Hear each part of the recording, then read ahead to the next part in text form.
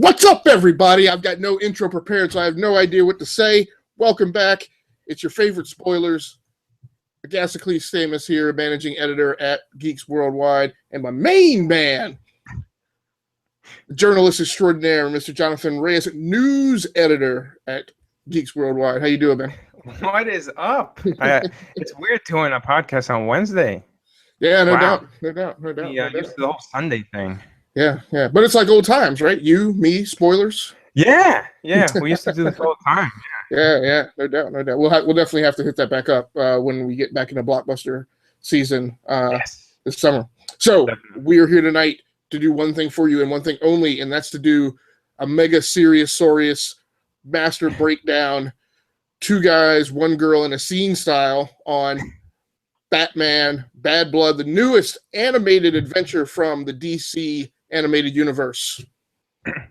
So with that, let's start it off by trying to show the trailer, just in case you have not seen it or just went and grabbed the movie either digital or on your Blu-ray disc.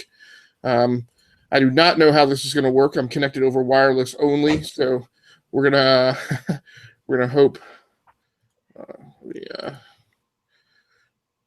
gonna hope that this works. We do have the technology. What is this? All right, here we go.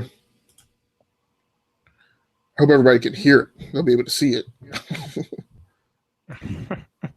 Oh, this is awesome.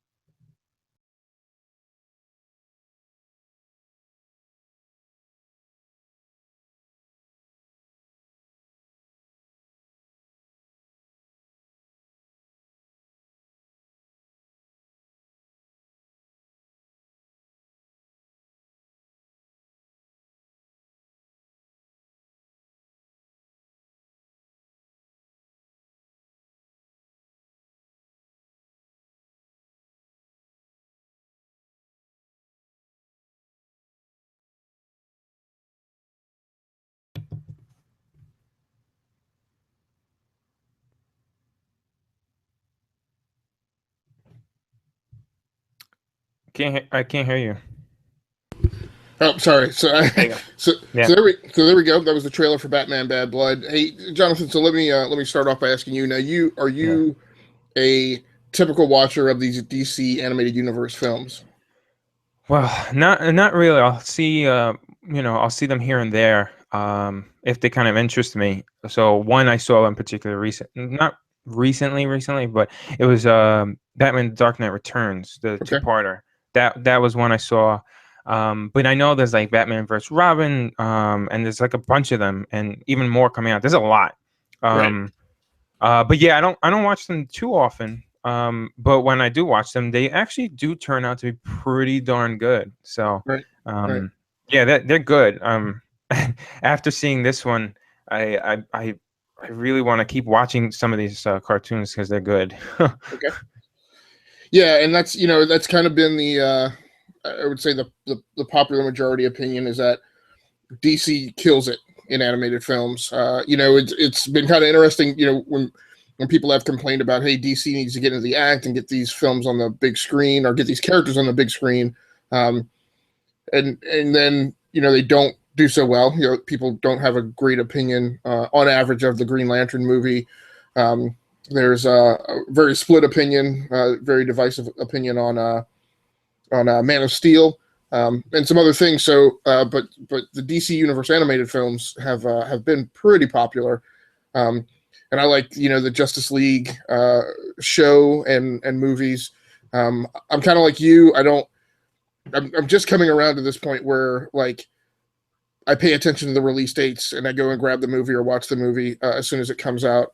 I'm not that consistent, but I'm watching them more frequently than I used to. So cast wise, well, let me go back. So the setup. I mean, you've got to know it because you shouldn't be watching this if you haven't seen the movie. So, of course, the setup is the movie opens with a scene between Batwoman and Batman engaged in a fight in a factory because Batman's big battles are always in factories. Engaged in a fight, he saves Batgirl. Or Batwoman throws her out a window, and then the whole place blows. And it's believed, and she believes that he perished inside that explosion. So Alfred gets on the horn and calls Dick Grayson to the Batcave. Dick shows up and dons the suit, and I would like to say commences a career, but I guess he commences a brief 40-minute stint as the Batman. So this is reminiscent of a storyline in the comics. There's one point in the comics before the Blackest Night event, where Batman is killed by Darkseid, and so Dick returns to Gotham, drops his guys as Nightwing, and becomes the Batman. And there commences what I personally think is an absolutely awesome run of the Batman and Robin comic, starring Dick Grayson as Batman and Damian Wayne as Robin. And I guess this is kind of a shtick of the DC animated universes. They tend to not do exactly the storyline from a given comic book arc. They do something parallel to it. Like with the Flashpoint movie that they did, it's very similar to that event, but it isn't exactly the same.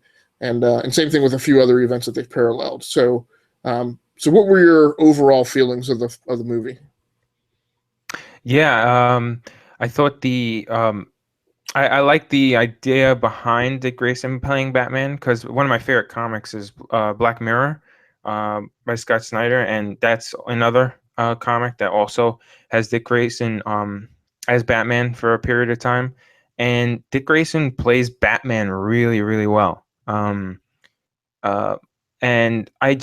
what I liked also was I expected this to be a Batman movie, and it is, but it was more of like everybody else in the Bat family kind of commenting on how he is and what their kind of issues with him and the way he acts towards them.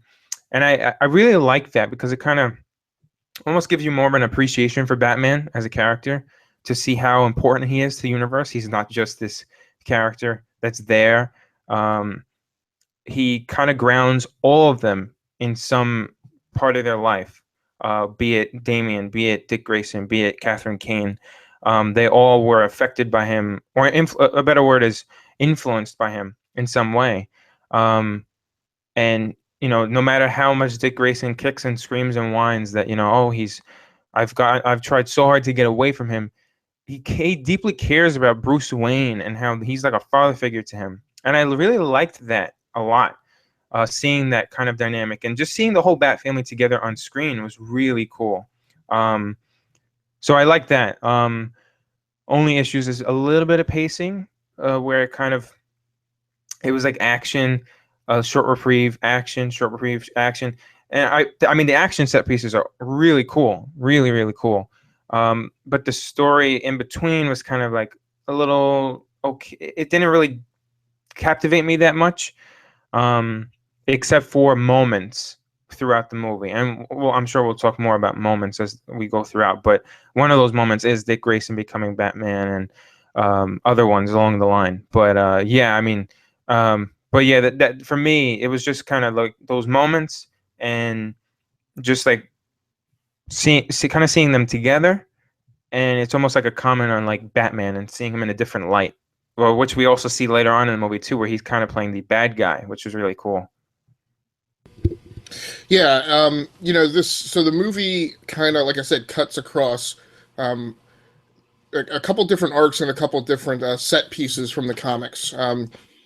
You mentioned that notion of the Bat family, and a lot of what we see, to me, harken to things at the outset of the New 52. So, um, and Batman Incorporated. And Batman Incorporated had started before the New 52 and then kind of continued after the New 52. A little bit intact, a little different. But the main thing was, all those Bat family characters, I think almost all of them had their own books. So there was a Batwing book, which I read in the first few months of the New 52. Batwoman had her own book, which was I think it's J.H. Williams III joint. And of course, last year in 2015, which was the year of Robin, which the anniversary, one of the anniversaries, I can't remember, the 50th or 75th anniversary of the character Robin. So all of the various Robins got a lot of screen time, so to speak, in print last year. But that Bat family element was featured highly in Batman Eternal. I personally felt that comic had problems, but one of the great things about that comic was the various issues which really didn't have Bruce in it, or at least hardly had him in it, and focused very much so on the relationships between the Bat family. So elements of that, as they were mixed into this film, I thought were pretty awesome. Little touches that I loved. I loved how Dick wore what I guess was theoretically the older Batman suit. So in the New 52, he drops the yellow circle around the bat, and it's just a large black bat, and the suit is predominantly gray with a black cape. So I loved how Duke donned the gray suit with the yellow circle around the bat. So that was pretty awesome. I loved that Damian, and he didn't appear with it on his head that much, but I loved how there were scenes of him wearing the hood, the cowl, which is signature for him. I don't think any of the other Robins had that, so I thought that was pretty awesome. I'm trying to think what else. It's kind of a skip ahead, but at the end of the movie, I'm really curious how it played with people who are reading comics right now. There is an appearance of Batgirl, but it is the new Batgirl, right, back in the old color, so the purple suit, but right, but the 21st century kind of, I call it the social media suit, because her character in the DC universe now has kind of sort of been recast, and she seems to be younger. She lives, I can't remember the suburb of just outside Gotham that she lives in. I don't know if she's living in Bloodhaven, but she lives somewhere that seems to be on the outskirts of Gotham, not in Gotham City. And she's surrounded by friends who all appear to be young 20-somethings who are all into social media. And I think Batgirl has her own account in that strain of comics. So it was very interesting that she showed up at the end and had the newer costume on. I had a hard time. This does not work in a feature film. I think they pulled it off in animated, but I always get concerned in feature films where the cast is just too wide. There's just too many characters. Of course, in this film, you're not as worried about character development, but I had a hard time tracking the villains. I knew a lot of them. A lot of them I didn't know. A lot of them, I think, were kind of in like their New 52 or post New 52, like slightly different costumes. So that was kind of weird. So let's talk a little bit about casting. And unfortunately, I'm not going to talk about the voice actors who expressly do animated movies and video games, because I just don't, unless they're really big names, I'll call them out, but I just don't know them as well. But first one that jumped out was Yvonne Strahovski, who plays Batwoman. I am aware of her from being the real secret agent in the television series Chuck. I'm not sure what else she's done. Morena Baccarin. One of my absolute favorite actresses. I know her, or first came to know her from Firefly. She went on to star in V. I think she did a stint on Homeland. Yes. And she's doing something right now, but I'm not exactly sure. Gotham. She's on Gotham. Okay. Oh yeah, awesome. And then she's one of these actresses who does all the nerd stuff, right? Yeah, and she'll be in Deadpool coming up too. Okay, all right, awesome, absolutely awesome. There's a few names on here of people who are always in animated films. So John DiMaggio is a pretty well-known name. Ernie Hudson was in this film. The fourth original Ghostbuster, plays Lucius Fox. So I thought that was pretty cool. I thought there were. I'm expanding my cast list here. I thought there were a few other ones that were well known, but the one that probably, unless you were like a gamer or just Robert Atkin Downs, who played the Mad Hatter. Okay. He's the voice of Kaz Miller in Metal Gear Solid. Okay, all right. And I love Robert Atkin Downs. He's great in the Metal Gear games. So when I saw his name in there, I was like, oh. And then when he was when he was talking as the Mad Hatter at times, you can kind of hear his portrayal of Kaz in there a little bit. So I was like, oh, check it out. Okay, very cool. And the last one, who to me is a recognizable name, is Travis Willingham. Yes. Who's done a lot of stuff. He did Halo: The Fall of Reach, the TV miniseries. He plays a character in Halo 5 Guardians. Did some work on Ultimate Spider-Man. Let's see what else. Avengers Assemble.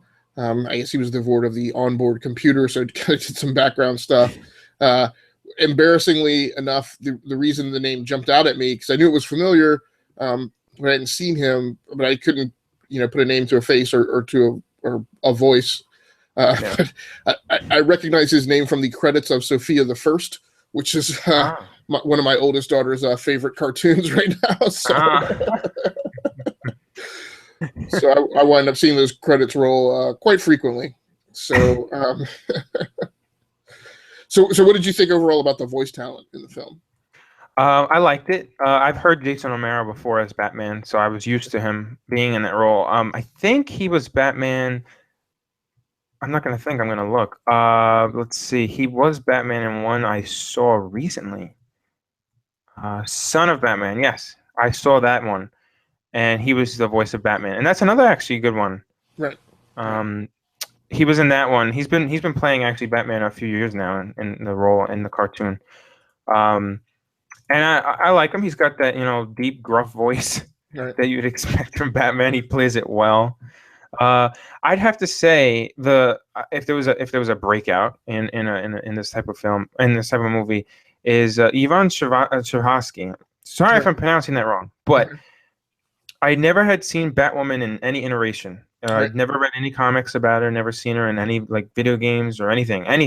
So this is my first time seeing Catherine Kane in any role, and I instantly bought into what she was saying. Her character, I really was interested in her. Whenever she was on screen, I wanted to see more of her. And I was glad we got a lot of her in the movie. She was really, go ahead. She's an awesome character who gets too little play. Her comic, at least at its outset, was absolutely awesome. I agree with you. Yeah, and besides the voice acting, the character itself, I thought for a cartoon.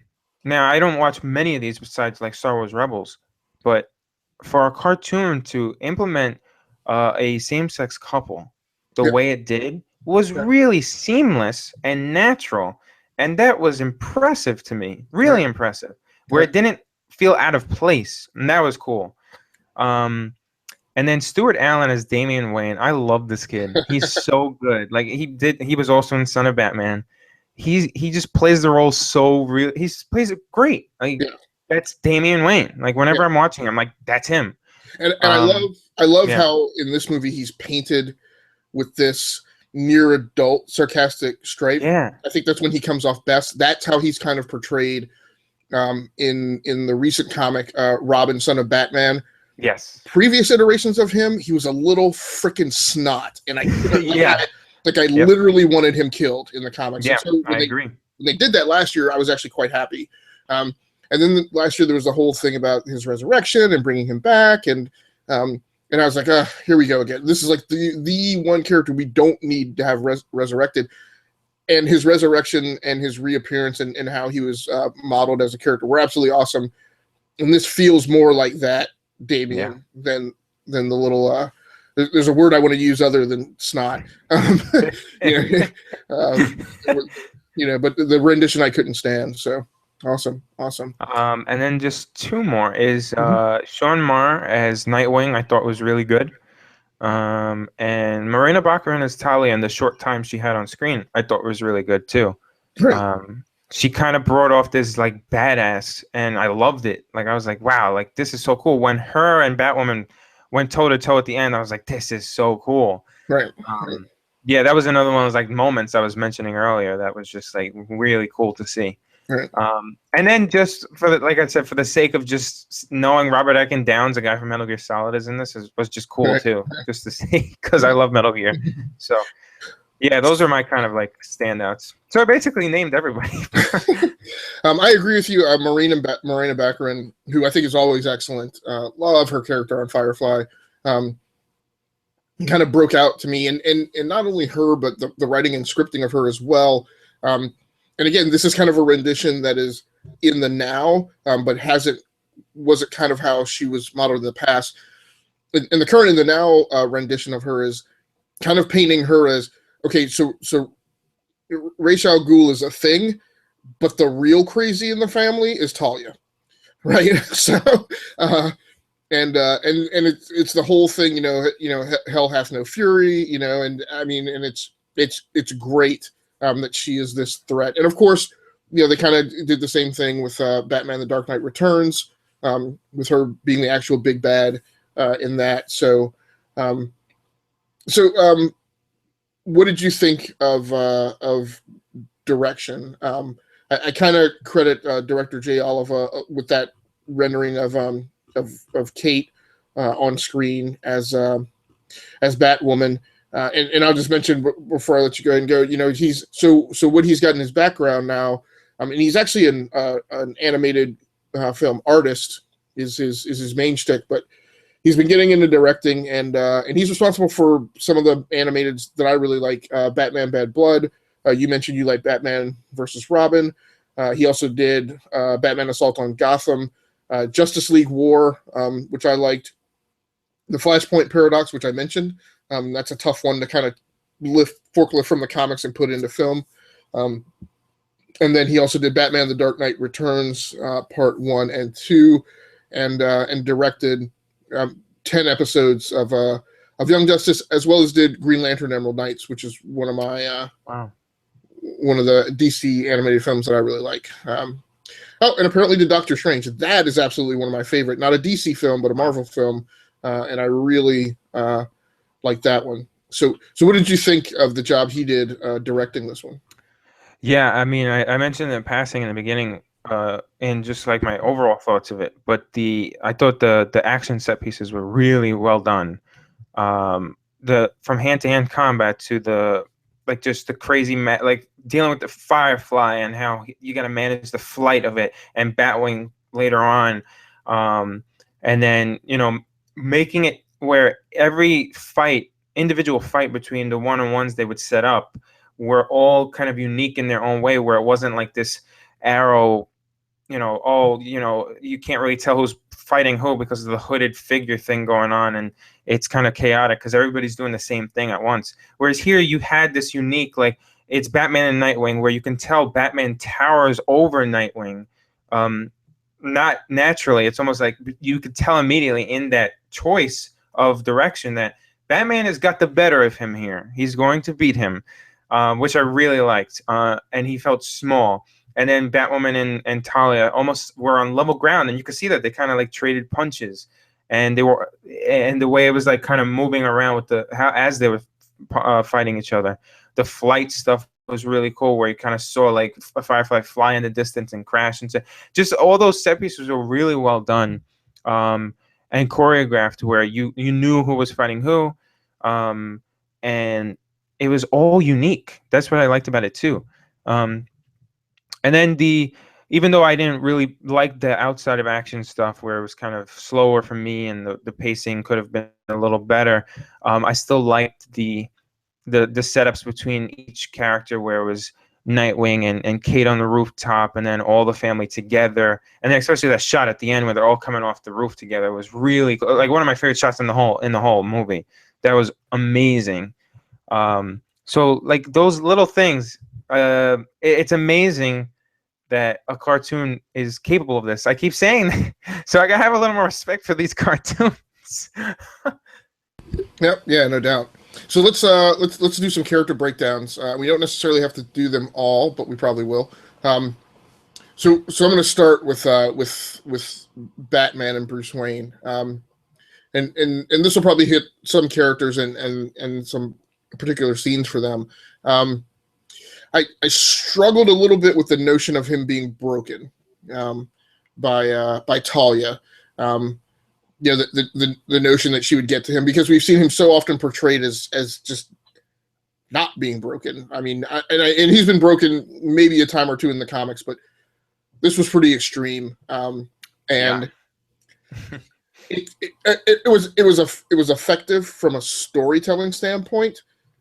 I really kind of had to latch myself down from a character perspective and allow myself to believe and perceive that this would be feasible to occur to him.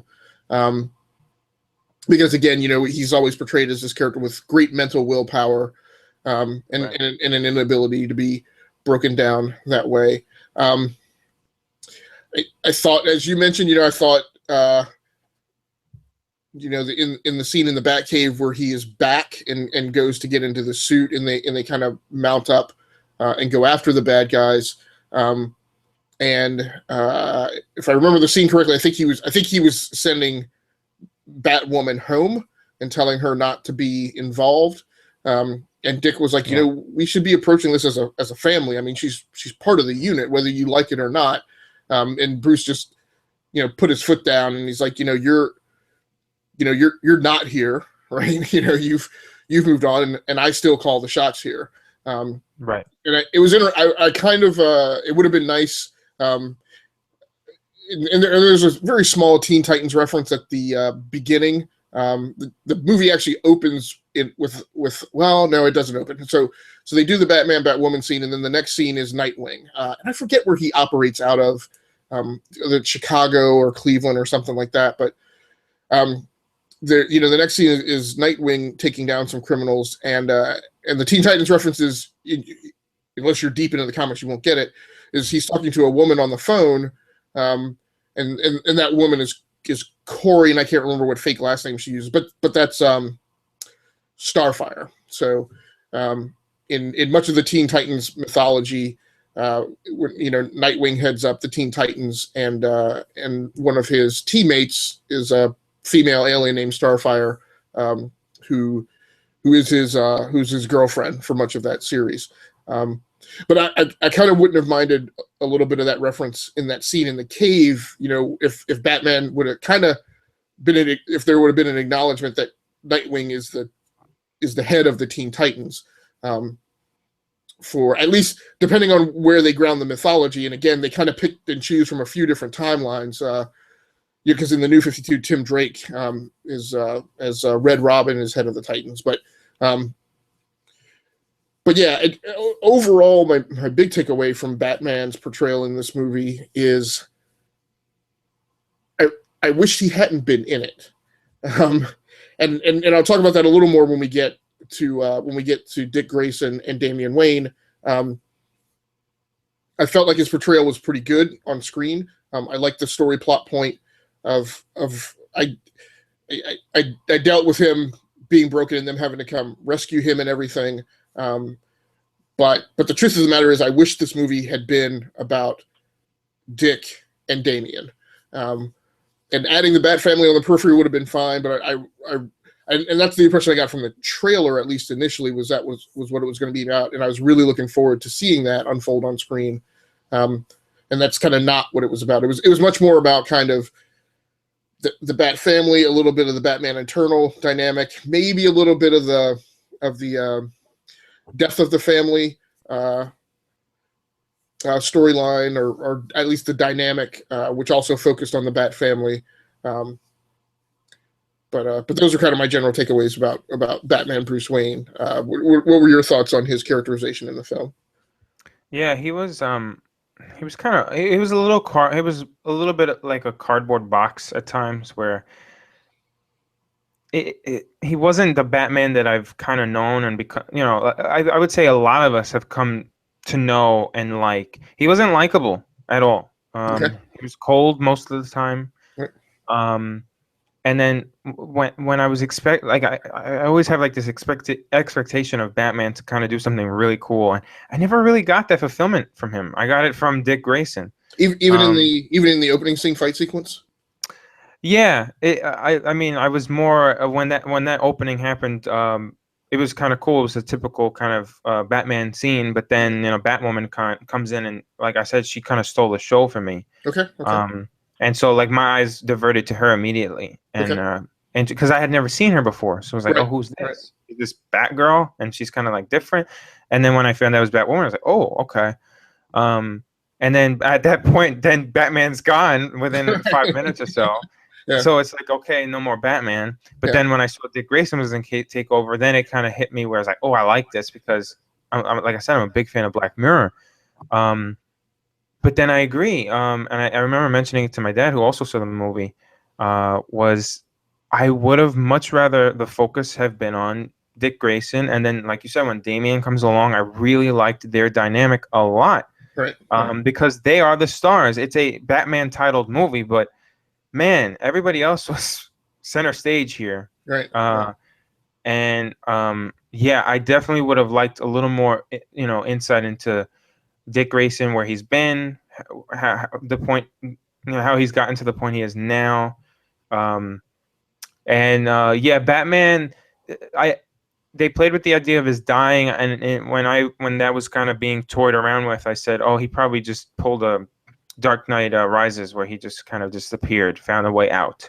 Right. And actually, when they showed the dream sequence of him being in bed with the three women, I said, oh, okay, yeah, there we go. I'm assured of my thought process here. But then it was like, nope, he's being tortured. And I'm saying, how did he get thrown off and then taken and then tortured that easily? And they broke him that quickly. Like you said, he's always been known to be this detective where he can be tortured and he's never going to give up or whatever, and you can't break him. Right. So I didn't like that, where they kind of made Batman weak. Okay. He's not superhuman or a superhero, but if you're gonna go as far as having Damian and Nightwing save him, right? No offense to Batwing and Batwoman, but they were basically the ones that went in and got him. Then focus more on those two characters instead of this ensemble cast, and like try and focus on everybody all at once. Right. It's hard because Batman is the title character, so you kind of have to.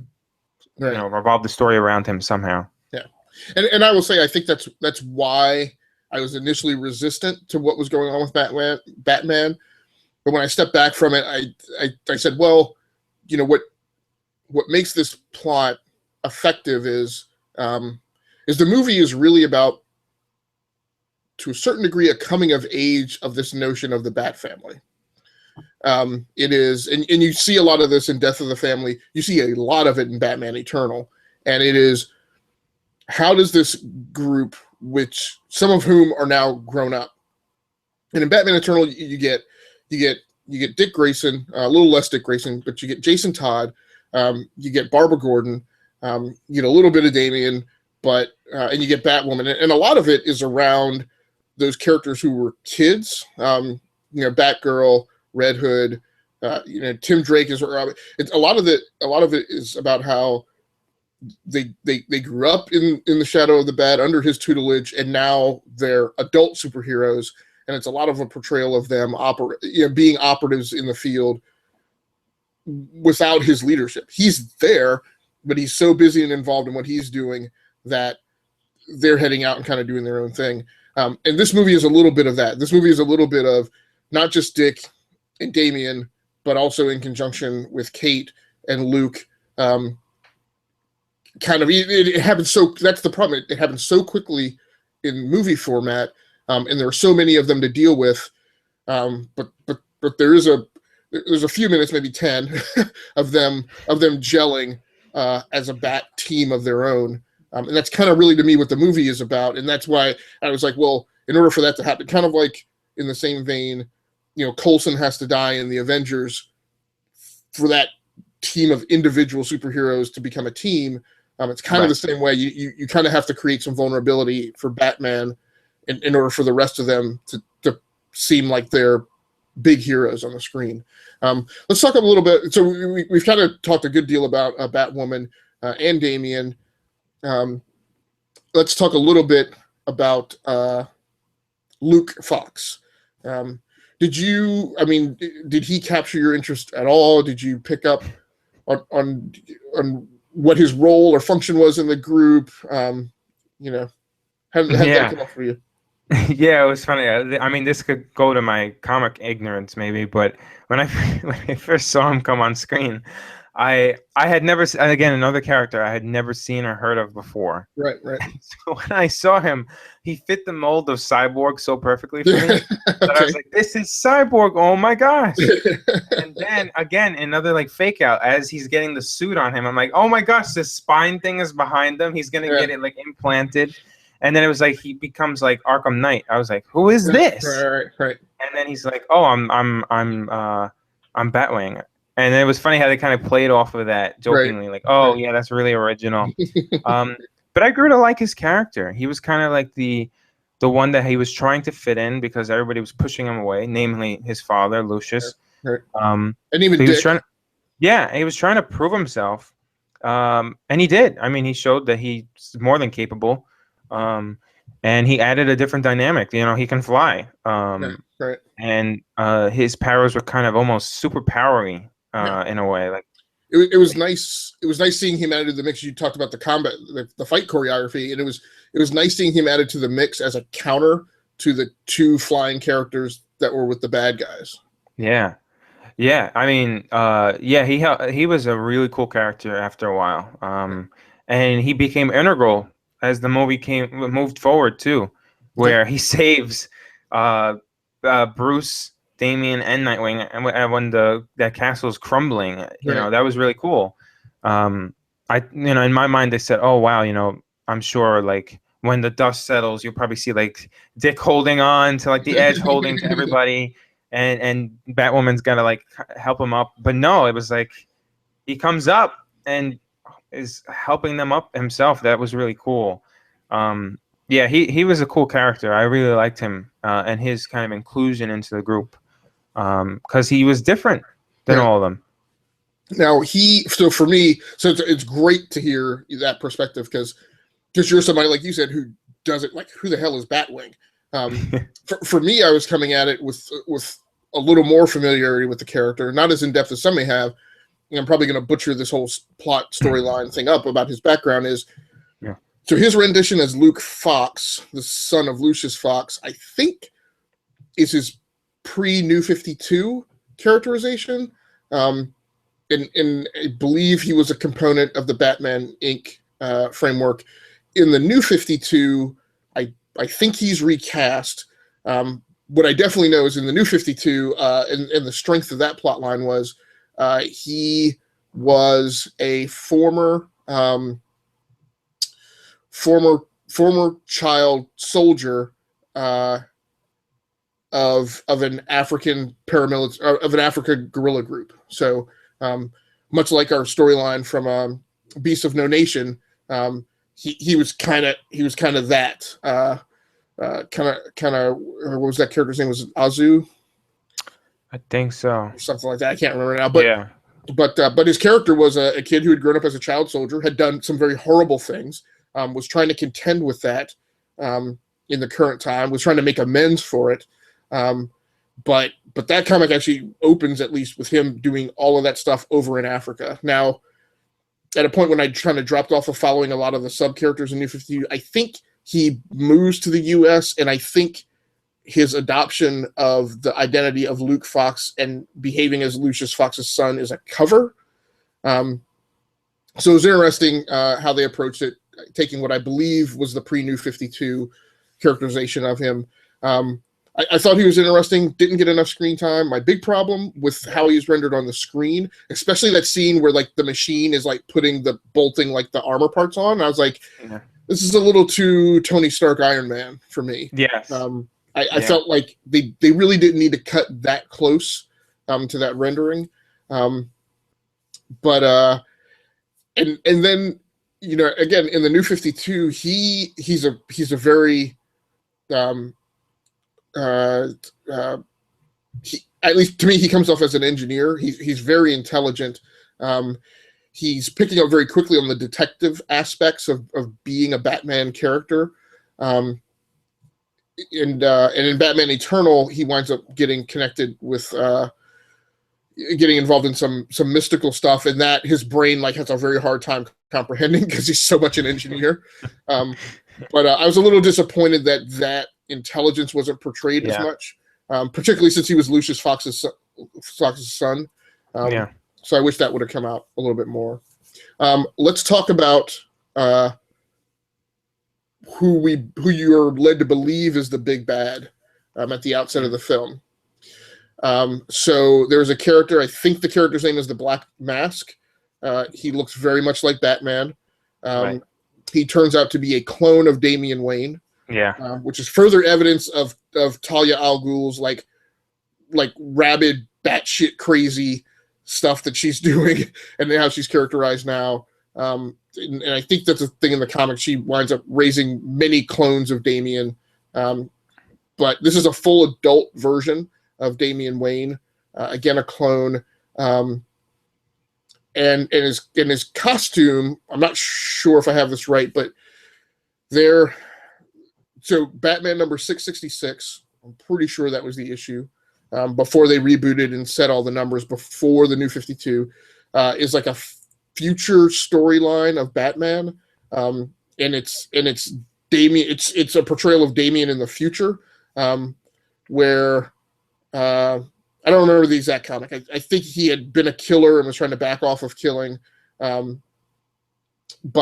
was a much more sadistic Batman, and his costume in the movie kind of looks like that costume from that future storyline. So overall, what did you think of him as a character? What did you think of him as being for the time that he had on screen as the big bad?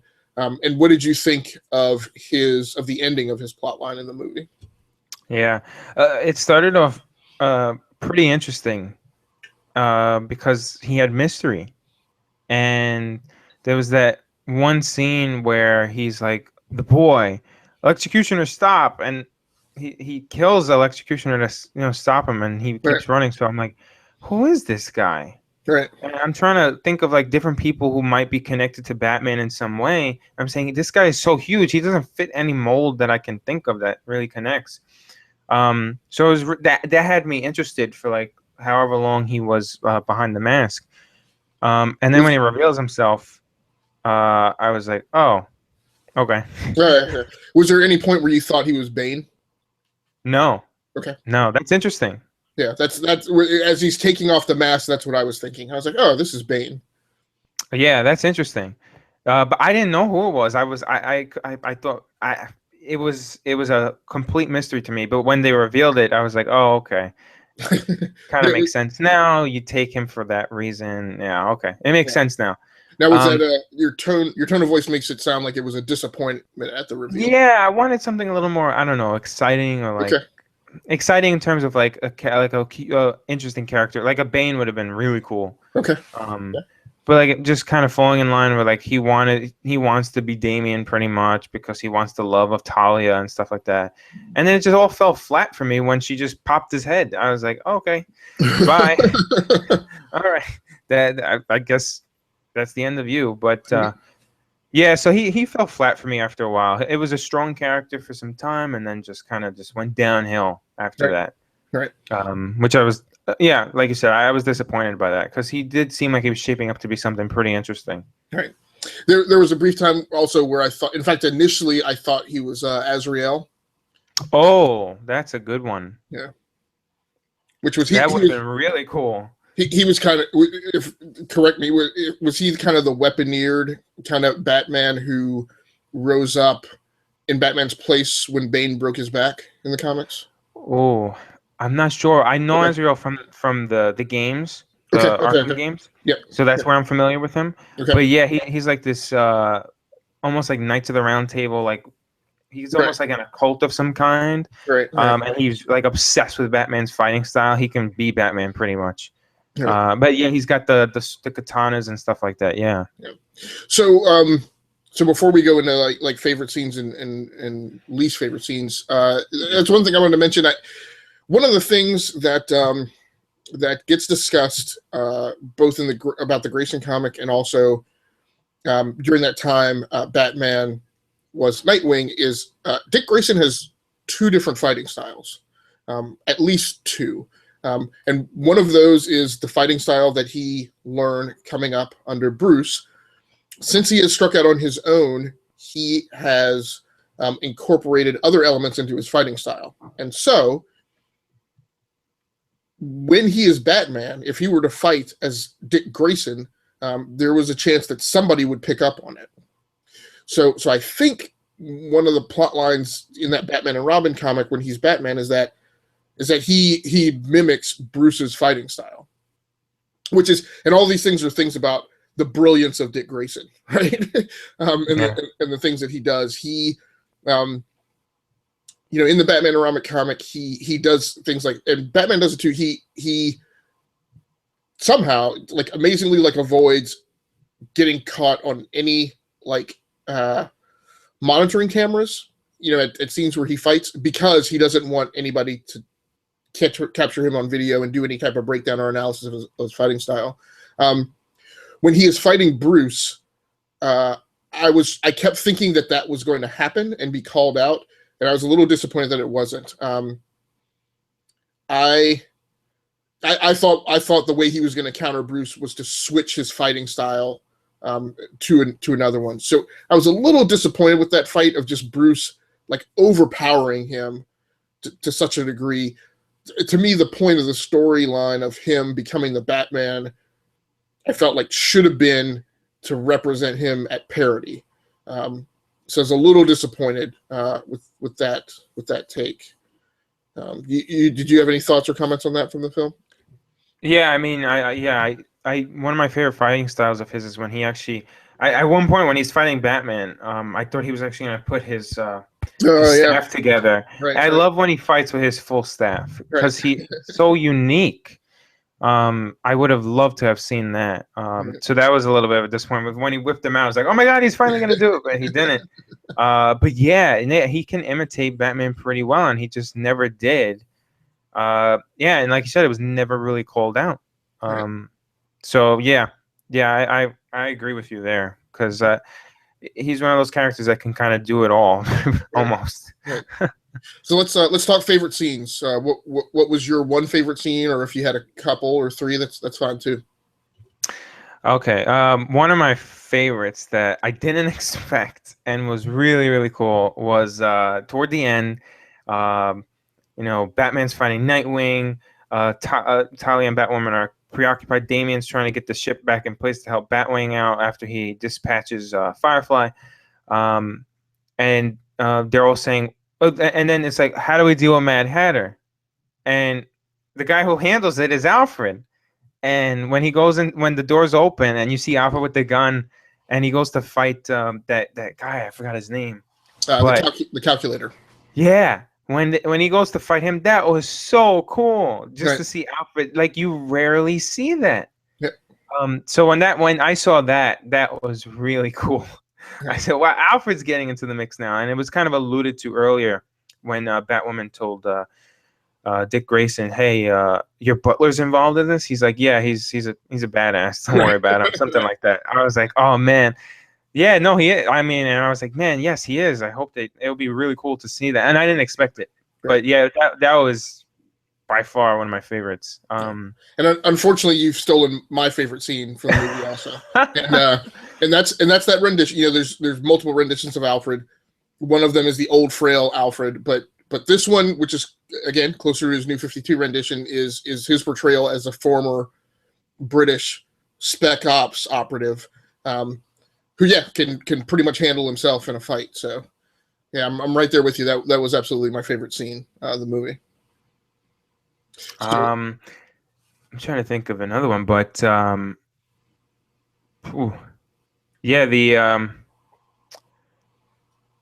would probably say like some of the one scene that I really liked that was like the one lone. And then like I mentioned earlier, this is a quick one, but at the end when they're all coming flying off the rooftop at the end as the family, that was cool. But the one scene that had some characterization that was, if they would have just stuck with that, was when I'm blanking. Oh, so Catherine Kane, yeah, she's in the restaurant, diner, whatever, bar, club. And he texts her to come meet him on the roof. That's Dick Grayson. And when they're talking, and how he basically reveals himself to her and says, "Oh, it's you, Grayson." Blah blah blah. It was that small characterization discussion, and then how he's telling her how Batman's affected him, and then how Batman's affected her, even if she doesn't want to admit it, because that's where he's kind of been too. And then there's that short flashback of when she says, "Oh, he saved me before recently, and that's what led me to become Batwoman." Right. That was cool because it gave you a little backstory of her, and I like that because as someone who's never seen her before, it was cool to kind of see where she's come into it. I don't know if that kind of follows the comic close enough, but that was neat. I really liked that because that was the characterization I wanted from this movie, and that was the one scene that I got it from. So that was another good one too. Cool. Yeah, I would say maybe my second favorite scene is, and everybody's seen it because you see it. There was a movie clip that dropped before the movie release, but is the so in the build up, Batman's reported as missing. Damian has gone home to Nandor, what I can only assume is Nandor Parbat, which is where Reyes operates out of, and he is doing his duties and goes to bed, but has an iPad or some type of tablet and sees the news report that Batman is missing, and this is kind of going on interchangingly between the scene of Dick being contacted, and he's clearly heading back to Gotham, and now Damian gets the word, and he mounts up and grabs the suit and heads back to Gotham.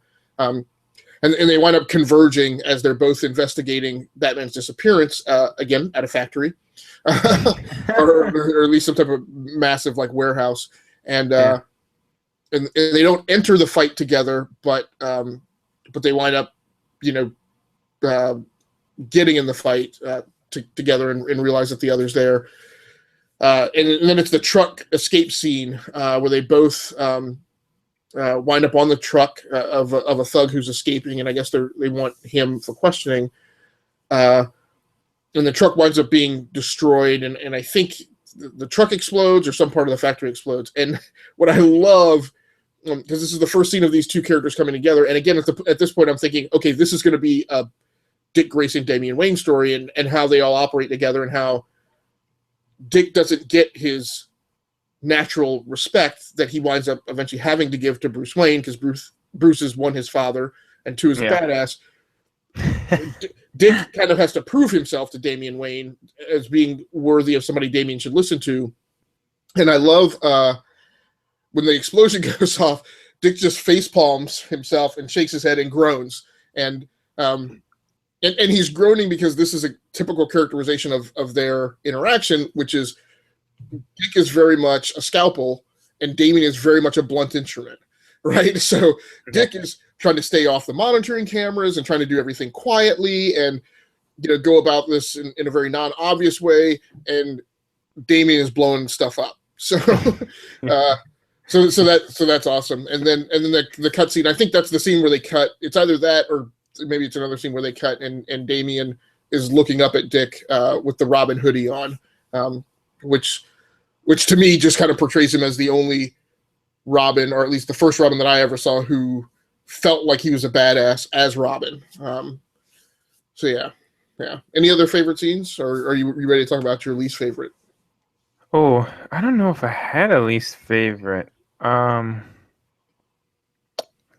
no, I'm done with favorite scenes, so I'll go to least favorite then. I would say least favorite.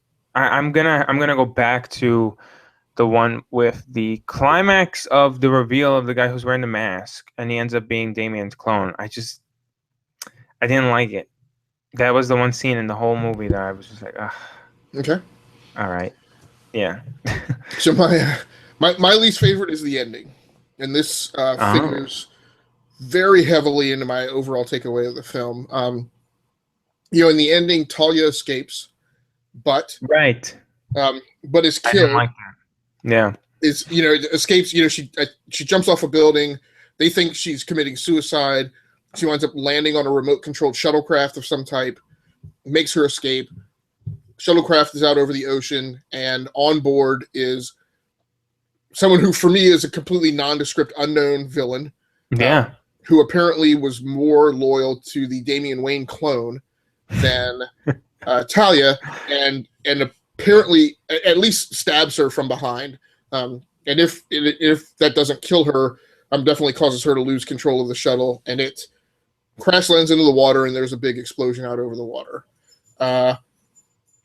Very dissatisfying for me. One, because I don't know who the hell that character is. Yeah. Or why she's important or significant, or why the setup is for her to be the one who kills Talia off. I was dissatisfied with Talia seemingly being killed off. I was kind of like, and of course there's always the out that she's going to return. There's Lazarus pits all over the place, right? So I get it. I would have rather her have just escaped, and more so, I'll say, I would have preferred her to have escaped and to have had the pilot of the shuttle be another Damian Wayne clone who looked different. And again, that's a comic book setup where when Damian dies and Reyes is trying to reanimate him, he winds up resurrecting multiple variations of Damian as a clone, none of whom look exactly the same. There are different ages and the different body shapes, and some are skinny and some are tall, and so I would have preferred that as the ending setup. Yeah, that's a good one. Yeah, I forgot about that. That one was. I as I was watching it this morning, I was saying to myself, that was anticlimactic. As they're all like standing on the roof looking over as it's happening. I'm like, okay. All right. So as always, man, I'm going to put you on the spot right here, right now. Score the film with the standard Geeks Worldwide rating. Man, I have gone through so many scores with this movie today. It started with like as low as a 7, as high as a 9. Man. This is tough. Oh man. I'm gonna go kind of like in the middle of where I've been all day. I'm gonna say 8. Okay. All right. You of course. I'm sorry. Go ahead. Yeah, and my reasoning is the way I kind of scored things is anywhere in the 9s, it's a masterpiece. This movie is not a masterpiece. Okay. Right. In our scoring for GWW, the next would be an 8.5. To me, that's like really, really great, on the borderline of being a masterpiece. It's not there for me either. Okay. 7.5 would have been like, it's good, close to being great. This is a great cartoon. It's really well done. So I think it kind of like is in the middle of those two, where it could be like really fantastic and amazing, and it'll be like rated fantastically, but it's also on the cusp of being like it has too many pitfalls, as we've kind of come across as we've discussed it. So yeah, it's an 8. Okay. Solid 8. Right. And I find it very interesting that we've talked about this film at a very deep level of detail. We have talked very little about the villains. Yeah. That's true. And many writers and editors on the GWW staff are on record as claiming that it's the villain that makes these movies, right? You kind of know what to expect from the heroes, but it's the villains that have to really pull it off. And I thought I really liked Talia. Was interesting. Maybe didn't get enough screen time. And the whole Black Mask thing, just I was like, really? Yeah. So yeah, and for that reason, for me, I come in on the film at a 6.5. Many of the things that caught my interest and got me excited about the film winds up skewing away from. And so I forget there's a film we did a spoiler cast for last year, or at least talked about in detail on another podcast, but I can't remember what it was. I don't know if it was Fantastic Four or whatever, but where there were all these little buds and droplets of things that I wanted to see blossom, and then it's like they came at it for 5 or 10 minutes, and then whoop, they were off kind of to something else. And there's a lot of things. I wonder in my heart of hearts if this is a setup film. I agree. Okay.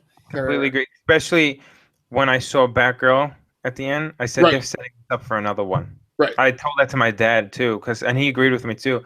I told my dad, I said they are setting this up for like a Bad Blood Part 2 or something like that. Right. Because once I saw Batgirl follow up, I said, "Oh, there you go. That's not just a tease."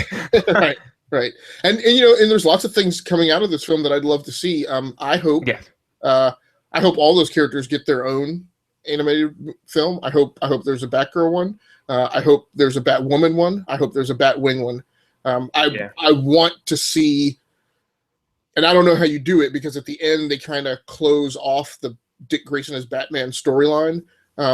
He's so good as Batman. Yeah, but so I don't know. I mean, I'd like to see a Nightwing one. I don't know that there's been a Nightwing standalone, or even a Grayson. I think a Grayson standalone film would be so awesome. Picking up from that New 52 branch of where Dick Grayson apparently dies, and Bruce, even though Dick is alive, Bruce lets that theory that he's dead perpetuate, because he needs him to go investigate this black operation that the U.S. government sponsors. This is the one where he's like a secret agent, right? Right. I read the first issue or something. That comic's awesome. Yeah, and one of the writers on our staff, Tyler Pollock, I think is a huge fan of that Dick Grayson comic. But yeah, I'd love to see all these kind of little spokes come out of this. But at the end of the day, like it feels like that bouquet of roses that you get, and they're in the box, and they're roses, right? But they're all balled up, and they don't really do anything, right? And what you really love is when you take the thing and you stick it in a planter or a vase, and then the roses bloom, right? And I just felt like when this movie ends, it ends with those roses still being furled up and not having bloomed or shown their petals. It was good. A 6.5 is a solid score, right? Yeah. No, yeah. Yeah. It's a good movie. Fans of Batman, fans of these films will definitely enjoy it. There's definitely nuggets in it for everybody. Like you said, the Batwoman thing. I just wished it had done a little more. And I think to a certain extent it's the sprawl. Trying to pull off a Bat family movie when you haven't established certain members of the Bat family, I think is hard. Again, it's an animated, it's not a movie. But it was enjoyable. It definitely has me interested. Yeah. Cool, man. Anything else you want to talk about with regards to Batman Bad Blood? Oh man, I just want to see more Batwoman. No doubt. Great. No doubt. Absolutely. She was great. Yeah. That's like the only, like, if I can choose one, Batwoman. She was awesome. Yeah, I absolutely agree. And I want, and it's just few and far between. But another comic or an animated film, something with Dick Grayson as Batman, because he fits that role so good. Right. I love him as Batman. Right. Yeah. Yeah, and I wish, like you said, I mean, there's elements of Batman v Superman that I'm looking forward to, but man, wouldn't it be a great move by DC to do a movie, a live action movie, with Dick Grayson as Batman? Yeah. Like, wouldn't it be awesome to bring back? I'm going to screw up his name, Joseph Gordon-Levitt. Ooh.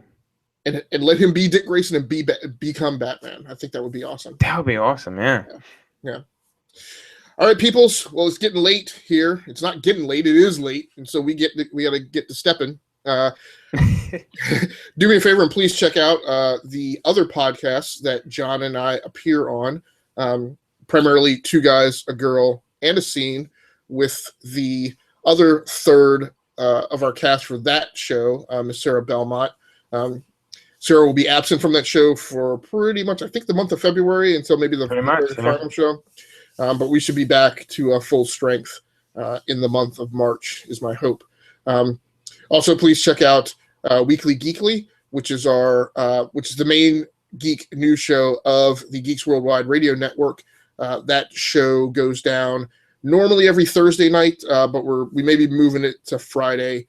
And I have yet to post the latest episode. It is on SoundCloud, though, so you can check it out there. Please go to iTunes, go to SoundCloud, rate us, give us a review so we can get the word out there. Jonathan, what about you, man? What do you want to plug?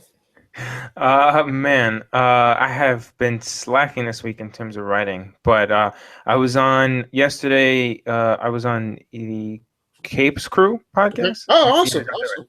And it was with Brian Wood. That was really cool. So listen to that. Brian Wood was a great listen. Like Will was like nudging me a couple of times during the interview because I was like, man, I'm getting lost in what he's saying. You will get so lost in what he says. He is such an interesting guy. His perspective on the comics industry was really incredible to listen to. So yeah, listen to that if you can. That was cool. Cool. Very good. Very good. If you want to find us on Twitter, you can find me at Agasicles Stamas. That's 2 S's in the middle. And if you want to catch up with Jonathan's goings on Twitter, you can catch him at Wordy Nerdy.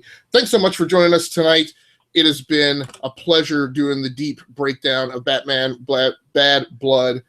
On behalf of the Geeks Worldwide Radio Network, we are out of here. Send it down, Phil. Poot!